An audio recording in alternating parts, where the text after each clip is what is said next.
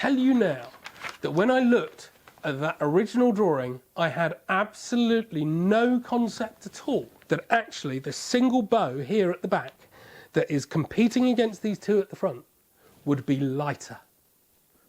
It's like madness.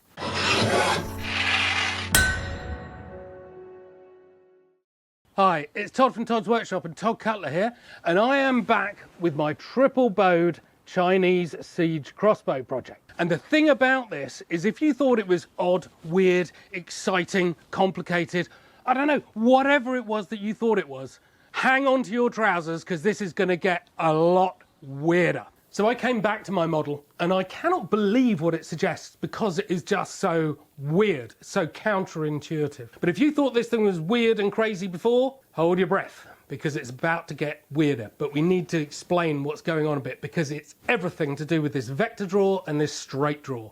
Identical bows operating in different ways, putting different amounts of power into this as an overall system. And this difference between the straight and the vector draw is about 2.4 times using these bows. And then we come to the rear bow here, the reverse facing bow. But that, of course, is now operating in a straight draw, not a vector draw. So that means its properties are slightly different, or actually significantly different. In this system, the front bow is putting 11.5 kilos into it because it is on a straight draw.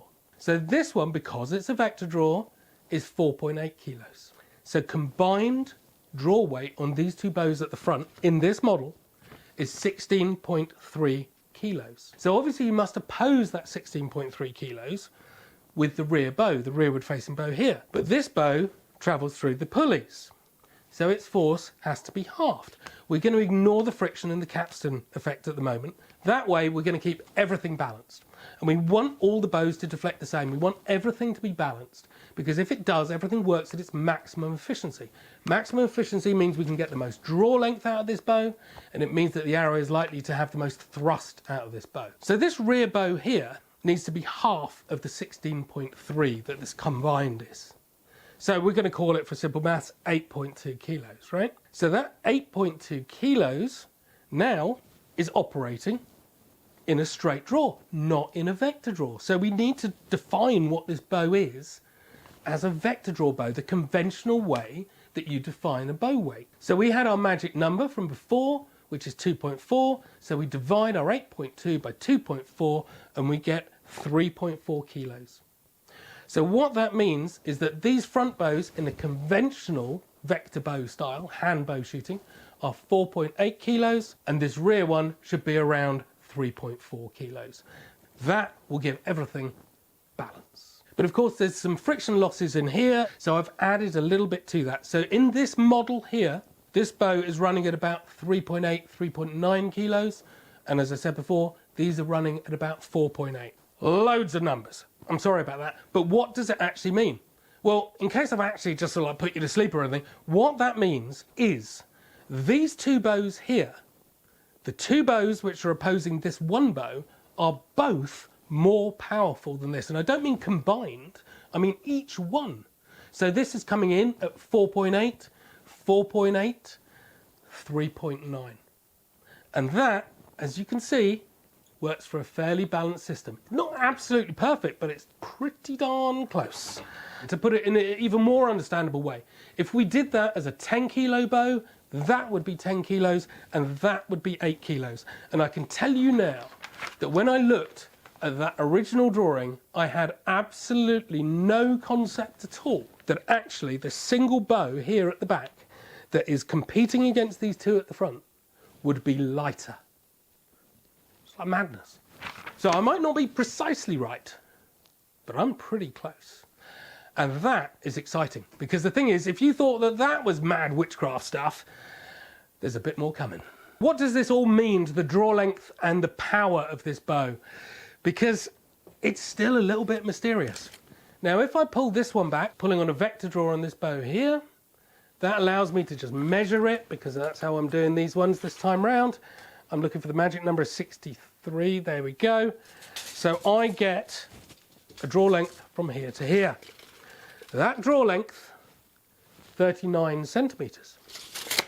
Now if I pull this one here, string set slightly back, but I pull that all the way back, get it here, lovely. I've now got a draw length of 82 centimetres. It is double. So I have doubled the draw length on this bow. Well, that's great, isn't it? But then, let's have a look at the power, because if the power is down, well, that's no good at all. What's the power going to be? Is it going to be the power of the weakest bow? Is it going to be the power of these two? Is it going to be everything combined? Well, let's find out. So if we come and we measure that and we pull it all the way back, what we have got going on here is a power of about 9.5 kilos. Now, if you remember rightly, these two bows here were 4.8 kilos. So the whole power, the draw weight of this entire configuration is twice the draw weight of any of these individual bows. And so the fact that this one here is the weakest one with 3.9 kilos seems to have nothing to do with it. So if I do this and build it for real, which I am going to do, I put a 100-pound bow here, 100-pound bow there, and an 80-pound bow here. And that's where the Wishcraft is, because this is now going to be delivering not the 80 pounds that you might think, or the 40 pounds because of pulleys and all sorts of things. It is going to be delivering 200 pounds of thrust over a double bow length distance. Now that is going to fly. Thankfully, AliBow has reached out to me, massive Chinese bow manufacturing company, and they are going to be delivering the bows to me towards the end of January that is going to be able to get me to do this. And then, come the end of January, we're going to start messing around with this thing for real. So just to keep everybody happy, I'll explain that again. We should be getting around a 50-inch power stroke with about a 200-pound draw weight. And if we put that into metric, that is a 1.2 metre power stroke with an 80-kilo thrust. And all that is being done out of hand bows. So, were the Chinese onto something with this? If I have got my interpretation right and my models are working right, my goodness, because I don't know how many of you know what that means, but to get a 50-inch power stroke with a 200-pound draw weight on it is going to deliver arrows at lightning speed. And I really actually do mean lightning speed. It's going to be scary, but it's going to be fun. So, I hope you've enjoyed this one, the latest step in my thinking about these. But then don't forget, of course, that we have got the Todd Cutler channel as well. We have got a fantastic website which is just rammed full of things that you are going to be interested in, medieval weaponry and stuff. And then, of course, we've got the Patreon page, which helps greatly with doing projects like this.